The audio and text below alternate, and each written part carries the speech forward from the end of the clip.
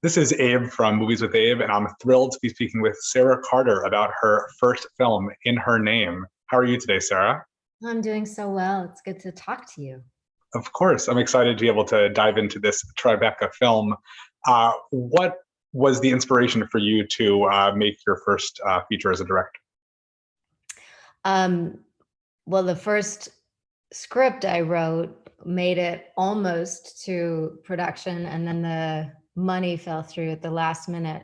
So I was in a process of workshopping that script and those ideas when Aaron Hammond approached me in my theater company and said, "Hey, would you be interested in directing me?" And then we made it happen. Did you have any interest in having a bigger role in the film yourself, or you were content not to be Oh, sort of the, I the actually, I really didn't want to be in the film at all. It was by necessity that I appeared as the mother character a few times in flashbacks, but actually it ended up being interesting to contribute in that way because that the force of the mother as a writer, I wasn't quite sure how to integrate. And then it really ended up being the role that brought the whole story together. So it was sort of an interesting experience as a writer director, um, to include myself as an actor and then have it manifest in that form. It didn't feel contrived at all. It felt sort of bigger than me. That's great. And what spoke to you about Erin's story? Hmm. What spoke to me about Erin's story? Well, really her as an artist and as a human being. I knew her and loved her prior to her, inviting me to jump into a collaboration with her. And then once I started to really feel into the dynamic between Sierra and Erin, and this idea of siblings who are so different being a reflection of each other was really the bigger concepts and themes that ultimately inspired me. um, I just thought the poetry, the metaphors, um, that were emerging and the tension between these two women was really fascinating to work with. Did you encounter any challenges in writing the script? In writing the script, um, well, it was unconventional in the sense that um, I have a pretty unique and strong voice as a writer, and then Sierra is a filmmaker in her own right, and Erin is as well. So it was really about satisfying the desires of these two women to star in and approach a story that held themes that they were passionate about contributing their gifts to, like issues of addiction, issues of the broken family, really dark material that felt intimidating because I didn't necessarily want to um, create something that was heavy and ultimately like depressing for all of us to devote our lives to. But of course, I relate to all of those issues. They're universal and very intimate in my own life. So the challenge was wonderful. To how do I bring lightness? How do I bring that kind of quirky, playful tone and way of storytelling? I have a background in musical theater and I love Fellini, and music is, really important to me. And obviously musical theater is always grounded in like the most devastating of human scenarios. So it was just kind of the perfect challenge for me to really lend my voice to this opportunity. Do you think it's helpful to have multiple filmmakers involved acting in a project like this? Absolutely. I don't know how this would have happened without every single person involved. James Oliver is also an independent filmmaker. Philippe Clond is an independent filmmaker. I think, just everybody knowing what they're getting into at the onset of the project was crucial. And about the film being in black and white, was that something you always knew you wanted?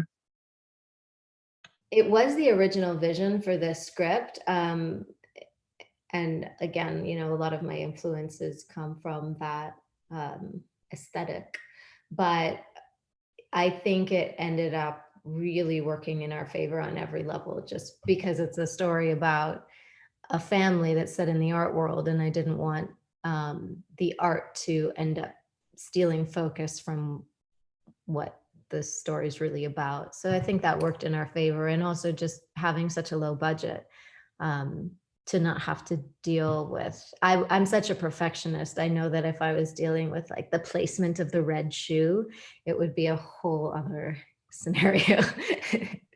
What advice would you give to people who are looking to become filmmakers?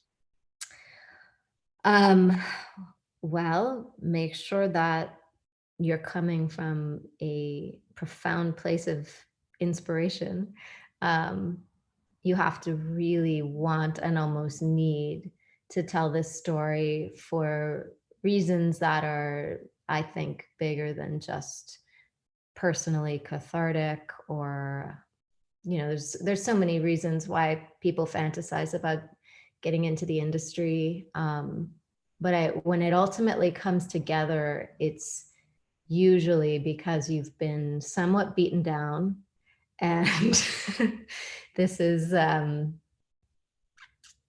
you're coming at it for the right reasons, and it's joyful. You know, it's an act of love, and you have to be willing to fight for it. What surprised you most about the process of making your first film? Well, the pandemic was a shock.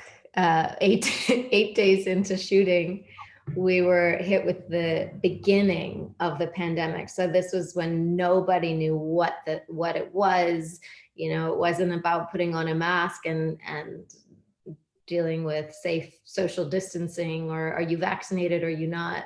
When this hit, we were still shooting the 3 days prior to, you know, Los Angeles requiring the shutdown. So we were still like, hey, you know, face your fears. We're going to be fine. Show up and come to work today. And people were not necessarily subscribing to that belief, and, you know, for very good reason, choosing to go and be with their parents or whatever. So it's a profound time to be in a leadership position. And I noticed that it was about talking to each individual person on the cast and crew, feeling into how essential every single person is, and then creating a lot of space for them to choose to be there, and really owning the fact that I have no idea what's going to happen or whether it's actually safe, but we're doing this and we're doing our best, and I hear you and I love you and thank you.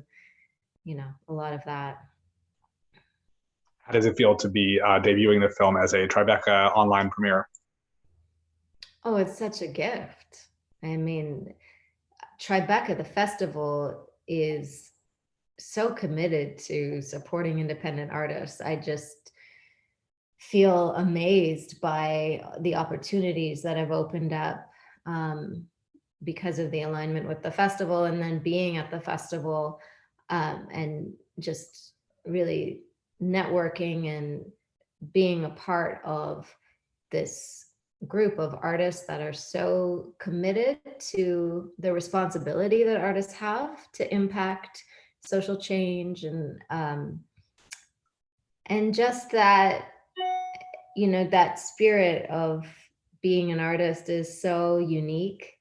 I think Tribeca really does a beautiful job at inviting people who have that authentic spirit and really who are here to stay. You know, it did feel like it was everyone was playing the long game who was there. And you know, obviously De Niro, he's a master and a king and has such a beautiful heart. And you know, the festivals that really work, there's a reason why they're the best in the world, and to be a part of it at any level is massive honor. I know that when I first found out I had the opportunity to speak with you, I remembered I was like, oh, she was in Falling Skies and The Flash. I immediately go to these like science fiction Yeah. roles. Is that a genre that interests you for any future projects, or those were just roles that you were doing in the past? Absolutely. Absolutely. I love sci-fi.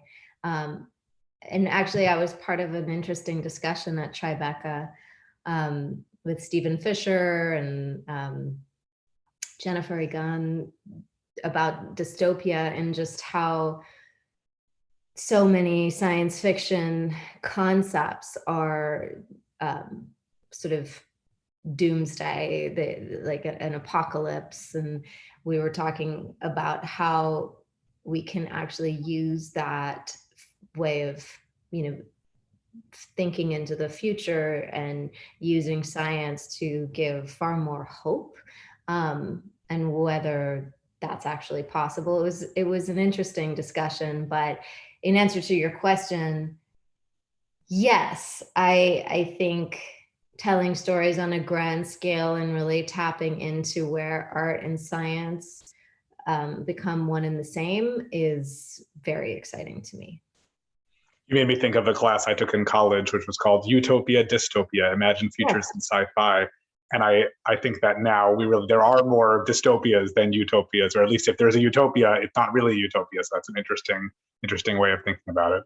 Yeah, but we did say, you know, it is, you know, it's a cautionary tale, and often it does inspire people to not go in the direction that they're going for fear they'll end up with nothing. Um, and also, I think it's hard to avoid as an artist. It's just the way our imaginations work. We are sort of oriented towards the negative, and I don't think it makes it any less valuable as far as art is concerned. And whether or not it actually influences a negative attitude as human beings, I'm not, I'm not sure, you know. So there's a lot of love in those. I think we fantasize sometimes about the simplicity that exists in, you know, a post-apocalyptic world. You know, all of a sudden you're back to family values and the phone is out of the question. And there's some relief in that, I think. Yeah. So what do you have coming up next? Coming up next, I'm going to be focusing on getting my film made that I was originally trying to get money for. So it's really just shopping around and there's absolutely nothing concrete. And that is somewhat terrifying. But it's also really exciting because I think I've successfully positioned myself differently in the industry now. And I have so many ideas. My husband's a filmmaker as well. So it's just about making it happen again and again and again and again. Wonderful. I wish you plenty of luck with that. For those watching, In Her Name is available on Tribeca at Home through June 26th. You can look at the link in the description of this video for how to purchase tickets. Thank you so much, Sarah. It was really nice to be able to speak with you. Yeah. Okay. Take care.